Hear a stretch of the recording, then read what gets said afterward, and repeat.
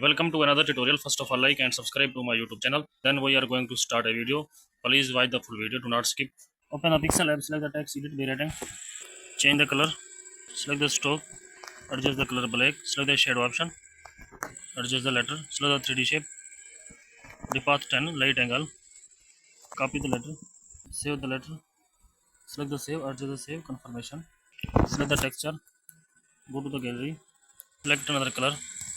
Adjust the color. Select another color. Adjust the color of letter.